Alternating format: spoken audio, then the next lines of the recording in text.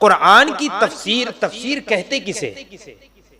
فرماتے ہیں تفسیر اسے کہتے ہیں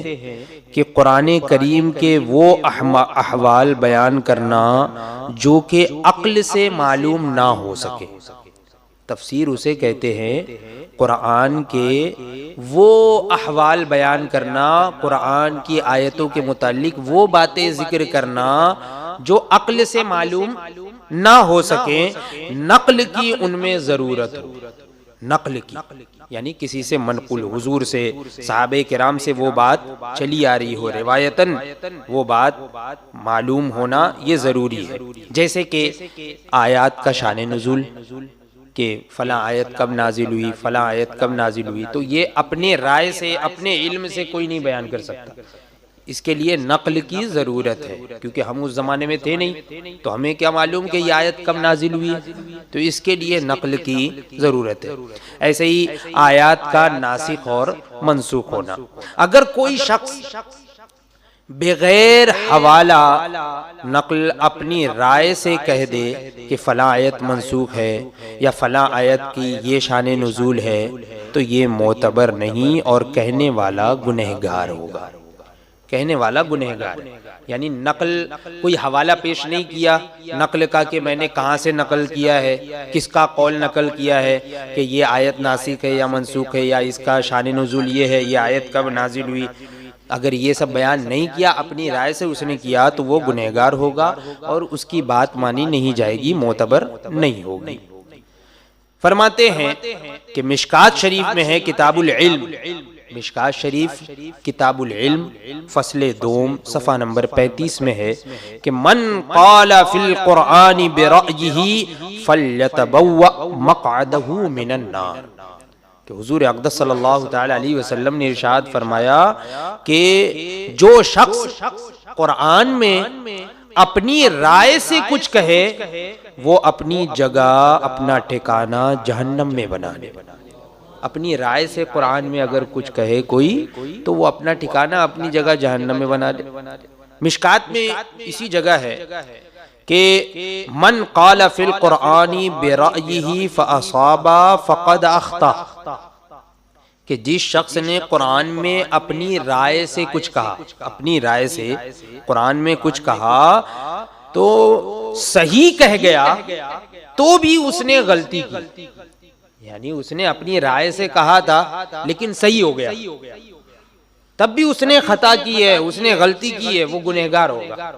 کہ ایک مرتبہ وہ سوچے گا کہ چلو صحیح تکا لگ گیا، تیر صحیح نشانے پہ لگ گیا، بار بار ایسے ہی کرے گا، تب بھی اس نے خطا کی اگر اپنی رائے سے اس نے کہا تو۔ یہ تفسیر سے متعلق۔ اب تفسیر قرآن جو ہے اس کے چند مراتب، چند درجے ہیں، چند مرتبے ہیں، یعنی قرآن کی تفسیر، قرآن کی کسی آیت کی جو تفسیر کی جائے گی وہ کیسے کی جائے گی، تو اس کے چند مراتب ہیں۔ ایک تو ہے تفسیر قرآن بالقرآن، یعنی قرآن کی کسی آیت کی تفسیر قرآن کی ہی کسی دوسری آیت سے، قرآن کی ہی کسی دوسری آیت سے قرآن کی کسی آیت کی تفسیر ہو رہی ہے،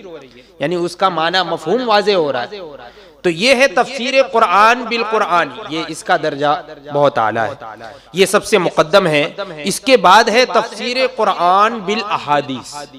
قرآن کی تفسیر احادیث کریمہ سے، کیونکہ حضور اقدس صلی اللہ تعالی علیہ وسلم صاحب قرآن ہے، تو ان کی تفسیر قرآن نہایت ہی اعلیٰ ہے۔ پھر قرآن کی تفسیر صحابہ کرام کے قول سے، خصوصاً جو فقہائے صحابہ ہیں، یعنی صحابہ کرام میں جو فقیہ صحابہ ہیں، فقہاء ہیں، اور خلفائے راشدین جو ہیں، ان کی تفسیر اس کا درجہ ہے۔ تو یہ ترتیب ہے، تفسیر قرآن بالقرآن، قرآن سے قرآن کی تفسیر، یا تفسیر قرآن بالاحادیث، یا احادیث کریمہ سے قرآن کی تفسیر، یا صحابہ کرام کے اقوال سے قرآن کی تفسیر۔ اب یہ قرآن کی تفسیر تابعین یا تبع تابعین کے قول سے، تو یہ اگر روایت سے ہے، اگر یہ روایت سے ہے، یعنی کسی تابعی نے کسی قرآن کی تفسیر میں روایت ذکر کی کہ میں نے فلاں صحابی سے یہ سنا،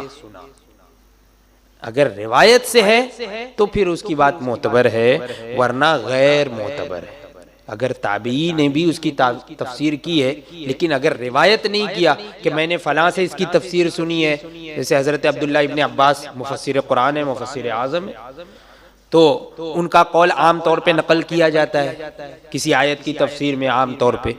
تو اگر کسی تابعی نے یا تبع تابعی نے کسی تفسیر میں روایتاً اس کی تفسیر بیان کی ہو تب اس کی بات مانی جائے گی، ورنہ